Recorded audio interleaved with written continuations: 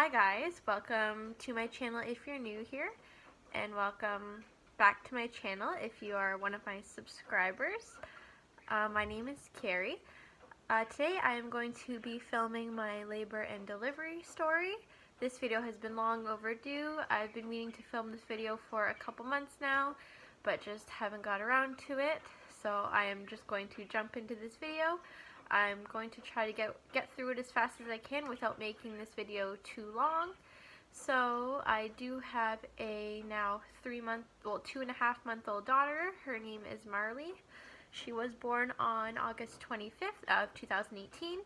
My due date was August 19th of 2018. I'm just going to start from my 40-week doctor's appointment. At my 40-week doctor's appointment, my OB had checked me and I was at 1 centimeter. I had been at 1 centimeter for about 3 weeks,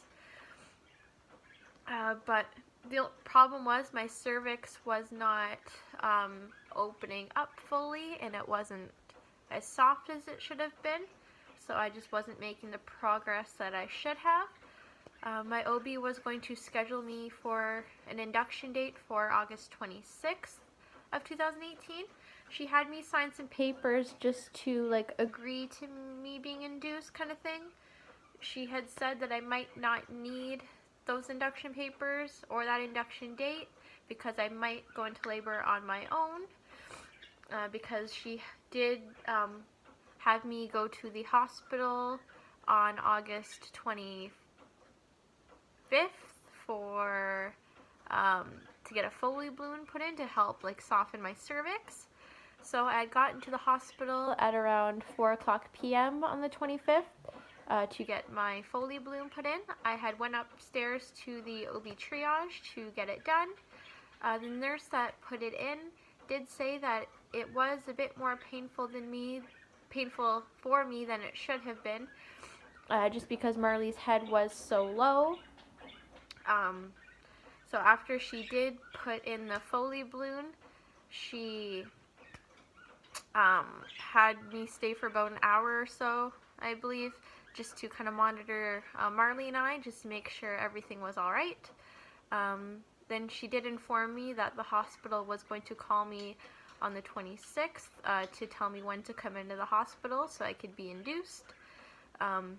She said since I was 6 days overdue at this point, that I was higher on the priority list, and that if I didn't get a call by around noon or 1 o'clock that afternoon, to just call and see where I was at on the list.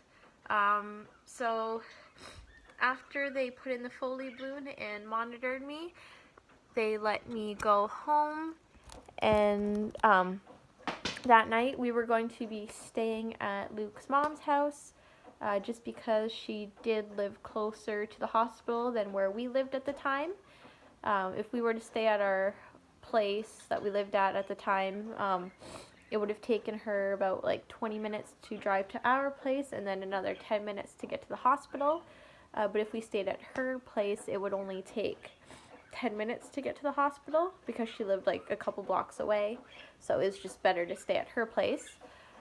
So we got to her apartment at around 4:30 that afternoon of the 25th, and we were just kind of chilling, talking, hanging out, whatever. Around 5:00 p.m. that's when I started to get contractions. At first they were okay. I could stand and walk, I could talk, but I couldn't sit or squat. It was just too uncomfortable. Luke's mom had Luke and I just get an app on my phone, and we were monitoring the contractions on an app just to see how often they were coming and how long they were lasting. So we did that for a bit, and then it got to the point where I just couldn't walk anymore. I was in so much pain that I was crying. I couldn't talk through the contractions. I was having a hard time breathing during them. So Luke's mom had me lay down on her bed and just try to relax there as much as I could. Luke and her would come in every so often and like hold my hand and kind of try to rub my back or do anything that they could do to help me out a bit. Around 7 o'clock p.m. is when Luke's mother called OB triage to ask them if we should come in so I could get checked. The nurse on the phone had told my mother-in-law to wait until 7:30 that night just to see if my contractions would get any better or whatever. She said if they did not get better, if they continued to progress the way that they were, to bring me in. So around 7:30, they were getting even more painful, even more close together, and just worse altogether. At that point, I was just in tears, just begging for them to bring me to the hospital. So at that point, we already had the car packed when we got back from getting my balloon put in, so everything was already in the car ready to go. My mother-in-law's boyfriend had to carry me down the stairs and bring me to the car because I just could not walk at this point. So once we got into the car, we went straight to the hospital, and my mother-in-law had a nurse from the emergency room bring out a wheelchair, and they wheeled me up to OB triage,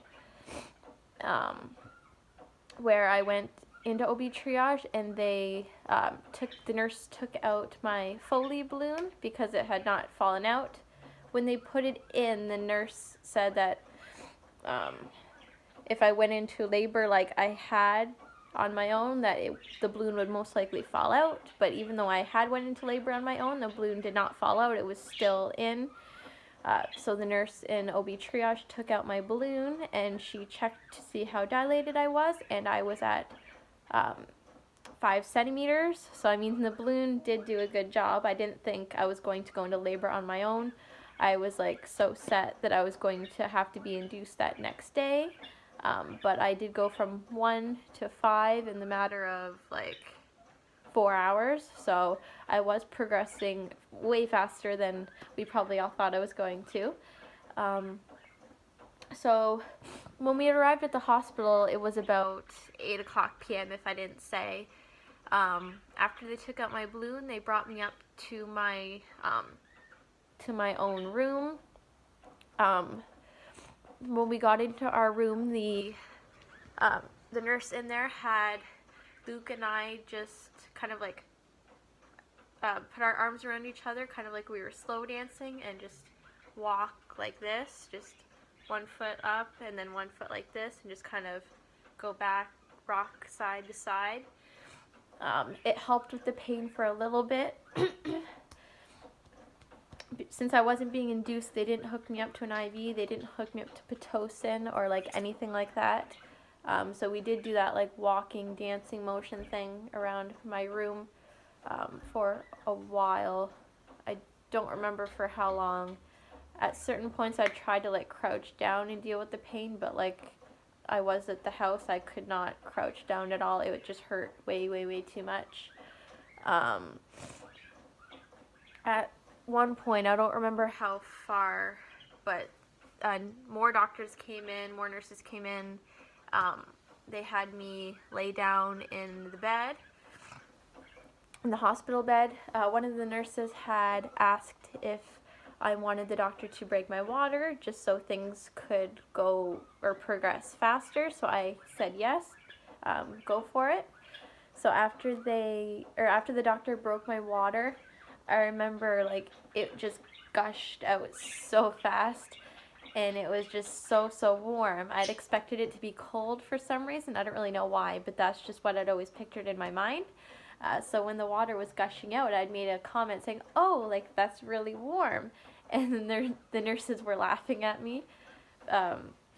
It was kind of funny, but after they broke my water, I just continued to lay in the bed. Luke and my mother were in the room since I was only allowed to have, the hospital that I had Marley at, they only allow you to have 2 people in the delivery room with you. I'm not sure if it's like that anywhere else, but where I live, you're only allowed 2 people. So it was my mother and Luke. when I was in the bed, continuing on with the labor and the contractions, um, my mother would, my mother and Luke would take turns giving their hand to me and letting me squeeze their hand if I needed to. Um, my mother would rub my back when Luke was holding my hand. And if my mother was holding my hand, sometimes Luke would just stay off to the side of the bed and just kind of watch. At one point, the contractions got to be so painful that I feel bad for doing this now, but it was just because I was in so much pain. When the contractions got really, really bad, I remember my mom was like rubbing my back and I pushed her hand away. I'm like, don't touch me. Like, I didn't want to be touched. I think it was just in the moment, like, I just preferred, with all the pain I was in, I just preferred to kind of do it on my own.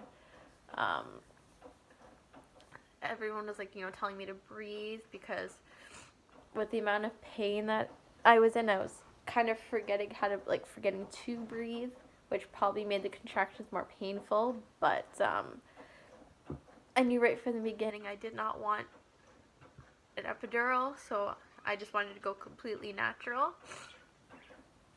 I remember they put it was like a pillow kind of thing in between my legs. I don't know if that was like to help with the contractions or help with Marley going down more. I'm not really sure. They didn't really tell me why. They just kind of put it in between my legs. I remember when it came time to push, or before I started pushing, the doctor that came in to deliver Marley said that whenever I feel the need to push, let her know. So I'd gotten the urge to push and I'd let her know. And then she checked me and said, don't push yet. Like, there's just a tiny bit of your cervix that isn't out of the way yet. And if you start to push now, you are going to damage something. So once she told me it was okay to push, I started pushing at 10 p.m. It only took about 5 pushes for Marley to come out completely. It was maybe like 3 pushes for her head and 2 for her body. When her head started to crown, the doctor asked me if I wanted to feel her head, which was so cool, but also so kind of gross at the same time. It felt kind of weird, but I loved that she let me experience that. I only felt her head. I didn't feel her body come out. After Marley was delivered, and they were getting her ready, like wiping her off, getting her ready to throw on my chest, I remember the first words I said were, "Is she okay? Is she breathing?" And I did it. Because when I was in the bed having the contractions, I kept saying, "I can't do this anymore, I can't do this anymore," and like pretty much like crying. So I was like so proud that I actually did it, because I never thought I could do a natural labor like that. And the doctor and the nurse was like, "Yeah, she's okay, like she's fine," and she was crying right away and everything. And I remember during my whole pregnancy, Luke didn't want to cut the cord. He always said he was going to make my mom cut it, but he was kind of skeptical about it in the moment. But I'm like, please just cut her cord. Like, please, I want you to cut it. So Luke did cut her cord. When they were cleaning Marley up, like weighing her and everything before they brought her to me to do skin to skin, one of the nurses had walked by with her hand out like this, and there was like poo on her hand. And I'd heard stories about like during labor sometimes you'll poo just because of like the pushing, I guess. I don't know, your body's just like thinking you're gonna have to go to the bathroom. So I was like to the nurse, I was like, "Oh my god, did I poo on you? Like, I'm so sorry." And she's like, "No, it's okay, like it wasn't you, it was the baby." So I thought that was kind of funny. Marley was a little poopy pants right from the start. So after they cleaned her up and weighed her and everything, we did skin to skin for, I believe, an hour in the room that I delivered in, and then they moved me to my own recovery room or whatever. When Marley was born, she was 6 pounds 3 ounces and 20.5 inches long. We went home, I believe, on the 26th at like 1 o'clock in the morning. We were supposed to be discharged on the 27th, but one of the nurses had came in and asked if we wanted to be discharged early. So I said, why not? The bed was comfortable, but I don't know, I just didn't want to be there any longer than we had to. So overall, it was an amazing experience. Definitely a day that I will not forget. Marley is now, a week from today, actually. Today's the 18th, so a week from today she will be 3 months old. It's went by super, super fast, but I am enjoying every minute of it.